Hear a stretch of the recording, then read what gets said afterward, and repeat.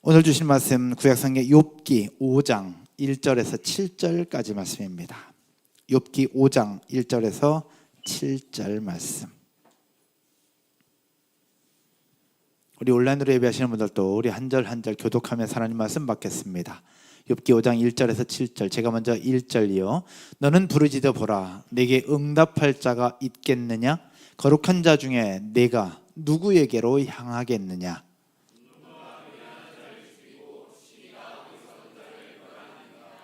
네가 미련한 자가 뿌리 내리는 것을 보고 그의 집을 당장에 저주하였노라.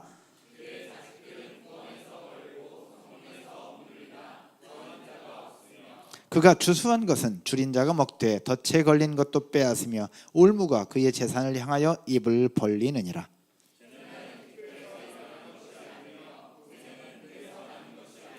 같이 보겠습니다. 사람은 고생을 위하여 났으니 불꽃이 위로 날아가는 것 같으니라. 아멘. 오늘 봉독할 말씀을 가지고 욥기의 끈질긴 고발이라는 제목으로 말씀을 나누도록 하겠습니다. 우리는 사람들과 늘 관계하면서 살아갑니다. 사람과의 관계 속에서 간혹 생각지 못한 어려운 일을 당하게 되고요, 때로는 황당한 일을 겪게 되기도 합니다. 몇 년 전이었습니다. 수원에 가는 일정이 있어서 수원에 운전을 하고 가다가 사거리는 아니었고요, 그냥 쭉 가는 길에 건널목이 하나 있는데 빨간불이어서 제가 가다가 차를 멈췄어요. 근데 멈추는 그 순간 뒤에 따라오던 승용차 한 대가 와서 제 차 후미를 꽝 받았죠. 제가 받친 겁니다. 그런데 갑자기 차에서 뒤차 운전자가 내려서 저한테 막 뭐라고 하시는 거예요. 왜 섰냐고. 그래서 제가 보시라고 빨간불이니까 섰죠 그랬더니 차들도 없고 사람도 없는데 그냥 가야지 이렇게 서니까 문제가 되는 거 아니냐라고 얘기하는데, 여러분 이럴 때 제가 어떻게 반응해야 될까요? 빨간불이라 섰는데 섰다고 뭐라고 하는 이 황당한 상황. 결국 뭐 얘기가 되지 않을 것 같아서 그냥 보험 처리하고, 또 뭐 입원할 시간이나 그런 게 없어서 그냥 보험 처리하고 그냥 끝났는데, 그러면서 생각이 들었습니다. 이처럼 틀린 것도 맞다고 주장하는 사람들이 있는 세상, 이런 세상 속에서 우리가 어떻게 살아야 할까? 이 사람들의 특징이 과연 뭘까라는 겁니다. 이런 사람들의 특징은 자기중심적인 사람이라고 볼 수 있습니다. 모든 것이 자기중심적으로 돌아가는 부분이죠. 근데 반대의 경우도 있습니다. 맞는 말을 하는데 상대방 입장에서는 기분이 나쁘고 마음이 상할 때가 굉장히 많이 있다라는 이야기죠. 틀린 건데 맞다고 하는 사람이 있어요. 그러나 반대로 맞는 말인데 상대방의 입장에서 들을 때는 틀린 것처럼, 그리고 마음이 아프거나 상하게 되는 경우들이 굉장히 많은데요, 이런 말들을 우리는 그냥 쉽게 맞지만 틀린 말이라고 표현할 수 있습니다. 그래서 이번 주 매일성경 큐티 제목 중에 하나가 맞지만 틀린 말이라고 표현되어 있는데, 오늘 본문 속에 나타난 욥의 친구들의 말이 그러합니다. 분명히 맞는 말이었습니다. 그런데 욥의 입장에서는 너무 마음이 아픈 틀린 말이 되어버렸습니다. 오늘 본문을 보면서 전체적인 배경을 살펴보면, 우리가 지난주부터 욥기 말씀을 묵상하고 있잖아요. 욥 하면 고난의 대명사인데 단순히 욥기를 통해서 우리에게 고난만을 얘기해 주는 것은 아니라는 얘기죠. 오늘 여러분들과 함께 볼 때에 이미 아시겠지만 하나님 앞에 의롭고 온전하며 정직했던 사람 욥, 그러나 이유를 알 수 없는 고난이 찾아옵니다. 하나님의 허락을 받았던 사탄이 그를 괴롭게 했던 것인데요, 그에게 고통을 주었던 사탄, 그리고 욥의 친구들, 그리고 후반부에 찾아오는 엘리후, 그리고 심지어 하나님 앞에 정직하다 인정받았던 욥까지 인과응보적 시각을 가지고 하나님을 바라보고 있었다라는 것을 지난주에 함께 보게 되었습니다. 이유를 알 수 없는 고난, 이제도 멈췄으면 좋겠는데 계속되고 있어요. 계속되고 있어요.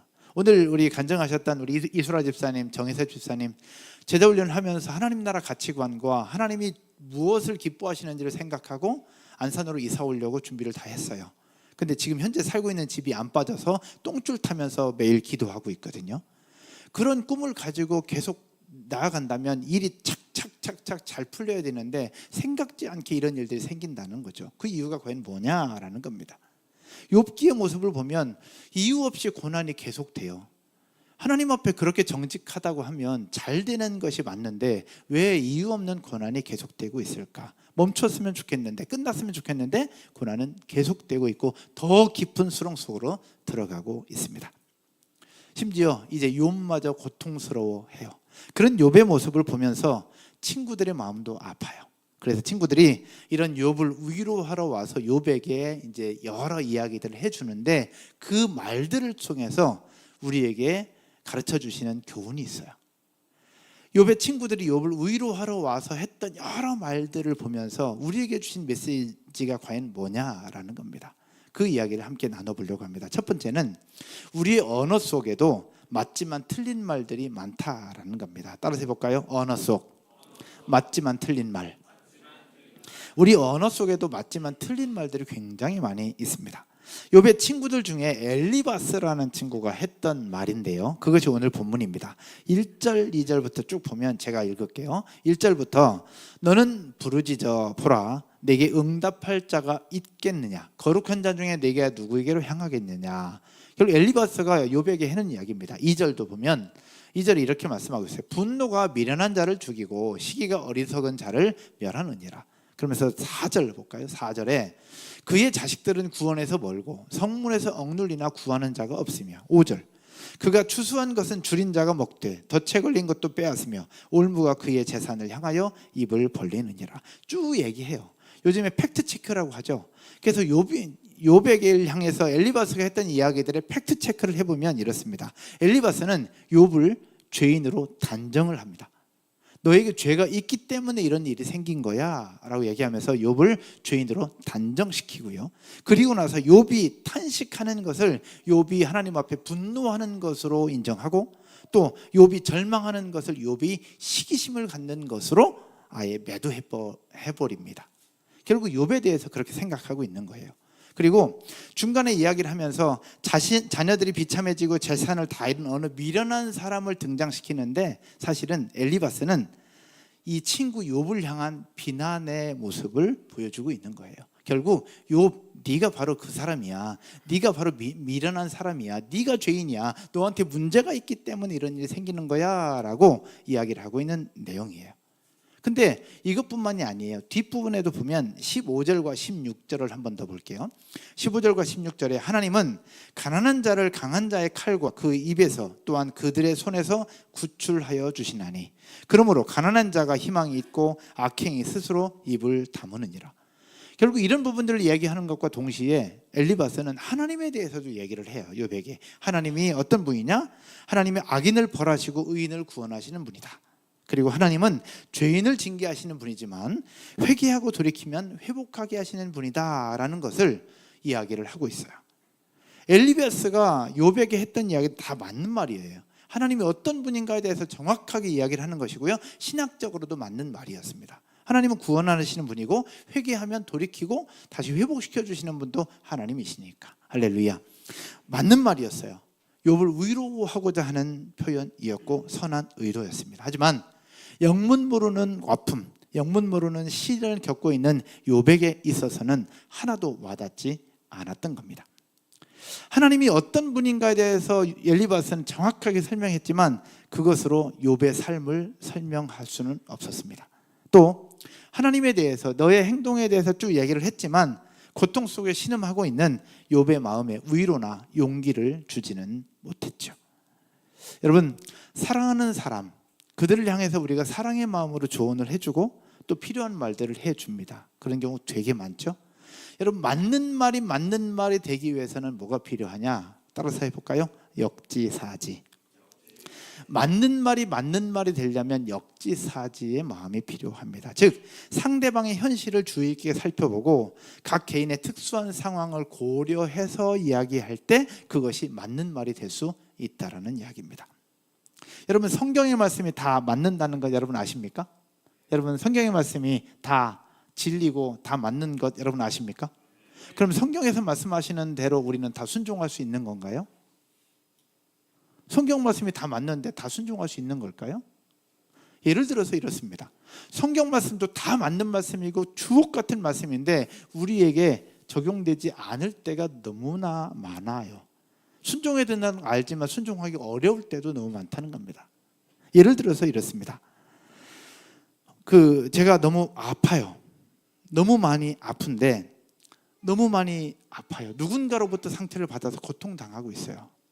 그런데 성경을 읽어보니 성경에서 서로 사랑하래. 원수를 용서하래. 원수를 더 사랑하래요. 나를 아프게 하고 내 가슴에 칼을 꽂은 그 사람을 향해서 사랑하라고 하는 그 말씀을 나에게 적용하기가 알지만 맞지만 과연 쉽습니까? 맞는 말이지만 지금 이 시점에서는 틀린 말이 될 수 있다는 얘기예요. 그것을 맞는 말이 되게 하려면 역지사지가 필요하다라는 이야기죠. 최근에 CBMC를 섬기는 한 대표님의 부친께서 돌아가셨어요. 돌아가시기 전날 제 방에 오셔서 목사님 기도해 주세요 라고 말씀하셨어요. 그러시면서 들어와셔서 이렇게 말씀하셨어요. 목사님, 제가 참 많이 부족했다는 생각이 듭니다. 그래서 갑자기 무슨 말이에요? 그랬더니 이렇게 말씀하시는 거예요. 저는 모 교회 장로이고 한 기업체를 운영하는 대표입니다. 그러다 보니 이 사람 저 사람에게 조언을 하고 때론 나무라기도 하고 때론 위로한다고 했었는데요. 막상 저희 아버지가 쓰러져서 저희 아버지가 막상 이 사경을 헤매는 모습 속에 처하게 되니까 주변에서 이 말 저 말 해주는 말들이 하나도 도움이 되지 않더라고요. 하나도 위로가 되지 않고 그 어떤 것도 저에게 도움이 되지 않더라고요. 지나고 보니까 그런데 제가 장로라는 이름으로 한 기업체의 대표라는 이름으로 이 사람 저 사람에게 지금까지 계속해서 그렇게 얘기해왔던 자신의 모습을 발견하게 되었습니다. 제가 참 부족합니다 라고 말씀하셨어요. 그래서 목사님 기도해 주세요. 그래서 제가 기도해 드리고 이틀 뒤에 이제 돌아가셨고 제가 마치고 월요일날 저녁에 이제 장례식장에 다녀왔는데요. 엘리바스의 말도 마찬가지입니다. 성경적으로도 맞고 신학적으로도 맞는 말이에요. 물론 인과응보적 시각이 있는 것도 사실이지만 틀린 말은 아니었어요. 하지만 욥의 입장에서는 이해되지 않는 틀린 말이었습니다. 욥에게 위로도 되지 않았고 어떤 도움도 되지 않는 그냥 지나가 버리는 말. 그런데 이 말씀을 보면서 큐티를 하고 묵상을 올리면서 저의 모습을 좀 돌아봤습니다. 목사의 설교, 신방, 그리고 기도하고 또 모임을 하면서 신방을 하면서 했던 여러 가지 말들이 있을 거예요. 물론 틀린 말은 아닐 것이고 필요하기에 해주는 말이라고 생각할 거예요. 그러나 이 말씀을 보면서 제 스스로 돌아보니 제가 나누는 이 성경적인 이 말이 여러분의 삶에 얼마나 도움될까? 얼마나 위로가 될까? 그리고 얼마나 삶에 필요한 부분이 될까라는 생각이 들었습니다. 요즘같이 어려운 이 세상, 이 땅에, 이 삶에 이 욥기를 통해서 얼마나 위로가 될까? 위로가 되면 좋겠지만 맞는 말을 이야기하는 이 속에도 어쩌면 여러분들 속에 아픔이 생길 수도 있겠고 또 그 속에 이해되지 않는 부분이 있을 수 있겠구나라는 생각이 들면서 더 많이 기도하게 되더라고요. 그럼 여러분은 어떠냐 하는 겁니다. 여러분들도 앞에 서서 선배라는 이름으로, 리더라는 이름으로, 또 인생을 조금 더 살았다는 이유로, 아이들을 좀 더 많이 키웠다는 이유로 동생들에게 이런 말 저런 말 하고 이렇게 하라고 얘기하는 이 부분 속에 역지사지의 마음이 없다면 맞는 말이지만 맞는 말이 아니라 틀린 말이 될 수 있다는 것을 우리가 기억하면서 상대방을 향한 위로, 조언, 그들을 향한 축복의 이 언어들을 정말로 하나님 앞에서 한 걸음 한 걸음 또 한마디 한마디를 내뱉는 저와 여러분 모두가 되기를 주님의 이름으로 축복합니다. 두 번째는요, 나도 모르는 우월의식이었습니다. 따라서 할까요? 나도 모르는 우월의식. 엘리바스는 하나님의 주권과 능력을 강조하면서 욥으로 하여금 지난날의 과오를 벗어버리고 하나님께로 돌아오라고 조언을 합니다. 그것이 8절의 말씀이에요. 우리 7절까지 봤는데 바로 이어서 8절에 이렇게 말씀하고 있어요. 같이 읽겠습니다. 나라면 하나님을 찾겠고 내 일을 하나님께 의탁하리라. 너무나 좋은 표현이에요. 나라면 하나님을 찾겠고 내 일을 하나님께 의탁하리라 라고 얘기를 하고 있는 건데요. 여기서 이 단어 찾겠고라는 단어가 무슨 뜻이냐? 도움을 청하다라는 뜻의 단어인데 미완료형입니다. 여러분, 미완료형이 뭐예요? 완료되지 않았다는 얘기예요. 그럼 완료되지 않았기 때문에 지금도 계속 된다는 얘기잖아요. 그러면 나라면 하나님을 찾겠고 나라면 하나님을 계속해서 찾을 것이다 라는 거예요. 또 내 일을 하나님께 의탁하리라. 의탁하다는 단어는 뭐냐? 두다, 맡기다라는 뜻의 단어인데 이것도 마찬가지 미완료형입니다. 완료되지 않은 거예요. 그러니까 나라면 계속해서 하나님을 찾겠다, 나라면 내 일을 하나님께 계속해서 의탁할 것이다 라고 얘기를 하고 있는 거예요. 엘리바스가 이 미완료의 단어를 사용해서 이렇게 이야기를 하고 있는 데는 뭐가 담겨 있느냐? 생각을 해봐요. 나라면 하나님을 찾을 것이다, 나라면 하나님께 의탁할 것이다. 이 얘기는 뭐냐면 너는 왜 안 하고 있냐라는 얘기예요. 나는 이렇게 할 것 같은데 너는 왜 안 하고 있냐? 이 고난과 이 고통 속에서 왜 하나님을 찾지 않느냐, 왜 하나님께 의탁하지 않느냐라고 욥에게 단정지어서 얘기하고 있는 엘리바스의 언어가 있는 거예요. 근데 여러분 아시는 것처럼 3장에서 욥이 하나님을 안 찾았어요? 찾아요. 그 고통 속에서도 욥은 하나님을 원망하거나 저주하지 않습니다. 뒷부분에 쭉 나가서 너무 고통스러울 그때에 하나님에 대한 원망이 나오지, 지금 3장, 4장, 5장에서는 욥은 하나님에게 원망도 분노도 그 어떤 불평도 하지 않습니다. 그런데 지금 이 친구들을 엘리바스는 그 욥에 대해서 넌 왜 하나님 안 찾아? 너 왜 하나님 의탁해야지? 왜 안 해? 나라면 찾을 것 같다, 나라면 의탁할 것 같다, 너는 왜 안 하니? 라고 아예 단정지어서 얘기하고 있는 거예요. 이건 뭘 얘기하고 있느냐? 서로 상대방을 자신과 비교하면서 이 사람보다 내가 낫다고 하는 우월의식과 비교의식을 지금 엘리바스는 가지고 있다라는 얘기예요. 그 우월의식과 비교의식을 갖고 있으니 그 사람을 향해서 이렇게 해라 저렇게 해라, 이렇게 해라 저렇게 해라, 나라면 이렇게 할 건데 너는 왜 안 하니? 라고 그렇게 이야기하고 조언하는 이야기입니다. 그 얘기를 듣는 욥의 마음 어떨까요? 그래서 맞는 말이지만 욥의 마음은 상하고 욥은 그 말 때문에 상처받고 더 아픔이 주어지는 거예요. 그래서 맞지만 틀린 말이 되어버리고 만다라는 겁니다. 사랑하는 여러분, 저의 모습은 어떠하고 여러분들은 어떠하냐 하는 겁니다. 우리도 주변 사람들과 대하면서 수많은 말들을 쏟아내죠. 그 속에 그래도 너보다는 내가 낫지 않을까라고 하는 비교의식과 우월의식이 있지 않냐라는 겁니다. 너보다는 그래도 내가 낫지 않을까라고 하는 비교의식과 우월의식. 우리 얼마 전에 나봇의 포도원 사건 보면서 나봇의 포도원을 빼앗았던 이세벨, 그리고 그의 남편 아합 속에 숨겨진 욕망이 있다고 했던 거죠. 그러나 그것을 겉으로 드러낼 수는 없었어요. 근데 이것도 마찬가지예요. 누구한테 드러낼 수는 없는데 나도 모르는 사이에 내가 가지고 있는 비교의식과 우월의식이 내 속에 있을 수 있다라는 거죠. 우리 이것들을 한번 생각해 보면서 나의 언어, 나의 생각, 함께하는 세론들, 함께하는 팀원들, 함께하는 누군가와의 이야기 속에, 상황 속에 나도 모르는 비교의식과 나도 모르는 우월의식이 있다면 이것들을 한번 스스로 돌아볼 수 있기를 주님의 이름으로 축복합니다. 말씀의 결론을 맺으면서요, 여러분, 고난을 당하는 자에게 진짜 필요한 것이 과연 뭐겠습니까? 여러분, 진짜 필요한 게 뭘까요? 고난을 당하는 자에게 필요한 것, 정답? 해결책? 아니에요. 함께 울어주고 기도해주며 같이 있어주는 겁니다. 따라서 해볼까요? 함께 울어주고 함께 기도해주고 같이 있어주는 것. 지난 월요일 건물주로부터 전화 받은 것이 3번째였습니다. 형규 집사님을 통해서 한 번 전화 받고, 또 한 분은 이 공간을 매매하겠다고 찾아온 분이 계시고, 이번 전화 받았어요. 근데 이게 고통은 아닌데 스트레스가 되는 거예요. 근데 그럼에도 불구하고 제가 감사했던 것은 그 내용들이 이제 저 혼자 월요일 날 전화를 받고 화요일 날 교회 지원팀에게 이야기를 하고, 그 다음에 이제 우리 MG 리더들과 함께 나눴습니다. 근데 교회 지원팀 집사님들이 목사님 걱정하지 마십시오, 목사님 걱정하십시오. 또 MG 리더들 나올 때 MG 리더들도 함께 기도해 주고.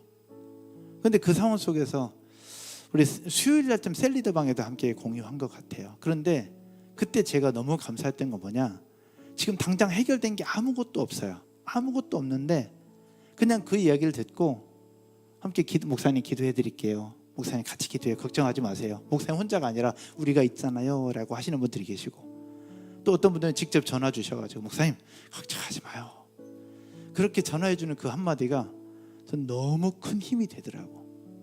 여러분, 고난당하는 자, 아픈 자, 힘들어하는 자에게 진짜 필요한 거는 정답이 아니고 해답이 아니라 함께 해주는 거예요. 여러분, 아멘이십니까? 욥의 친구들도 이걸 알았어요. 이걸 이미 알았기 때문에 그를 도와주고 그를 위로하려고 갔던 거죠. 근데 그렇게 이야기를 하다 보니 맞지만 틀린 말을 계속 쏟아내게 된 거고. 그런데 여기서 성경을 묵상하다 진짜 중요한 것 하나를 발견하게 됐어요. 얼마 전에 나봇의 포도원 사건을 보면서 나봇을 통해서 예수 그리스도를 예표하고 있다고 함께 나눴잖아요. 지난주 말씀에서는 욥기 끝부분에 회개하고 돌이킨 이후에 욥이 기도하는 내용이 마치 겟세마네 동산의 예수님의 기도와 같다라고 함께 나눴어요. 근데 욥기서 전체적인 부분을 쭉 보면서 그러면 욥기 전체를 통해서 우리에게 보여주시는 메시지가 뭘까라는 생각이 들었어요. 우리에게 고난을 얘기하는 걸까? 고난을 어떻게 회복해야 되는 것을 얘기하는 걸까? 아니더라고요. 욥기를 통해서 우리에게 보여주시는 메시지가 과연 뭘까를 고민해 볼 때 진짜 중요한 하나가 있었어요. 그것은 바로 친구들의 대화 중에서 엘리바스가 했던 이야기 8절, 아까 읽었던 부분인데 우리 한 번 더 볼까요? 8절입니다. 같이 읽겠습니다. 나라면 하나님을 찾겠고 내 일을 하나님께 의탁. 여기서 나라면이라고 하는 단어입니다. 나라면. 엘리바스는 고난 당하는 친구를 도와주고 싶었어요. 그렇죠? 해결해 주고 싶습니다. 이 고난을 끝나게 해주고 싶었던 거예요. 그래서 그를 향해서 하나님을 찾아보라, 의탁하라, 나라면 할 건데 너 왜 안 하고 있니? 라고 얘기를 하는 과정인데요. 결국 그게 욥을 더 아프게 한 것도 사실입니다. 그런데 맞지만 이 틀린 말을 쏟아내는 이 친구들, 욥의 세 친구들, 그리고 엘리후까지 친구들의 이야기가 얼마나 기록되어 있냐면요, 4장부터 37장까지 계속됩니다. 4장부터 37장, 38절에 하나님이 이제 창조에 대해서 얘기하기 전까지 이 친구들의 이 맞는 것 같은데 틀린 말이 계속 반복이 돼요. 이걸 왜 성경은 욥기를 통해서 왜 이렇게 계속 반복하고 있느냐라는 겁니다. 나라면 하나님을 찾겠고 나라면 하나님이 의탁하라. 누가 몰라 이거를? 다 알지. 근데 이 뻔한 말을 계속해서 쏟아내고 있는 친구들의 이야기를 성경은 왜 이렇게 얘기하고 있느냐는 거예요. 우리 얼마 전에 봤던 것처럼 삼갈이라는 사사는 단 한 줄로 끝냈어요. 그도 이스라엘을 구원하였더라. 한 줄밖에 안 나와. 근데 이 쓸데없는 이야기, 친구들이 이 맞는 것 같은데 틀린 말을 4장부터 37장까지 욥기서 전체를 도배하고 있는 이 부분이에요. 왜 하나님은 이걸 도배하고 있느냐라는 거예요. 또 쓰고 또 쓰고 또 쓰고 또 쓰고, 그것 때문에 욥은 상처받는데 그걸 또 쓰고 또 쓰고, 왜 이렇게 계속해서 이거를 쓰고 있느냐라는 것이었습니다. 여러분, 신앙생활에 정답이 있습니까? 여러분, 신앙생활하는데 정답이 있어요? 정답 없어요. 우리 교회에 오늘 중요한 결정을 할 텐데 여기 우리 교회 여기 있어야 되는 걸까요? 가야 되는 거예요? 정답이 뭘까요? 정답 없어요. 신앙생활은 정답을 찾아가는 것이 아닙니다. 정답을 찾아가는 것이 아니라, 따라서 해볼까요? 우리 주 예수 그리스도를 찾아가는 것이다. 아멘. 신앙생활은 정답을 찾고 해답을 찾는 것이 아니라 우리 주 예수 그리스도를 찾아가는 것이고 그 속에 하나님의 뜻을 찾아가는 것이 신앙생활인 줄로 믿으시기를 주님의 이름으로 축복합니다. 오늘 감사의 고백, 우리 간증 나눴던 것처럼 그 속에서 하나님이 원하시는 것이 무엇일까? 그 속에서 하나님을 찾고 그 속에서 하나님의 뜻을 찾고 그 속에서 예수 그리스도를 찾아가는 것, 이것이 신앙생활이라는 거예요. 할렐루야. 그런데요, 친구들이 언어와 표현 속에서는 뭘 얘기하느냐? 따라서 해볼까요? 나라면. 뭘 얘기하는 거냐?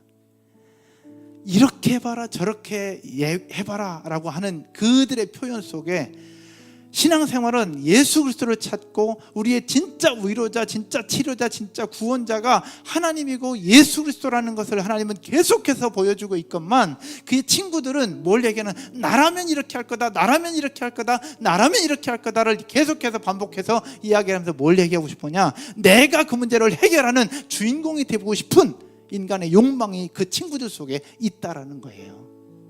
내가 그 문제를 해결해주고 싶은 거예요. 내가 욥의 고난을 끝내주고 싶은 거예요. 내가 그거를 해결해주고 싶은 거예요. 내가 그 문제를 끝내주고 싶은, 내가 주인공이 되고 싶은 그 욕망이 그 속에 숨겨져 있더라는 거예요. 그래서 4장부터 37장까지 하나님은 한 말씀도 안 하세요.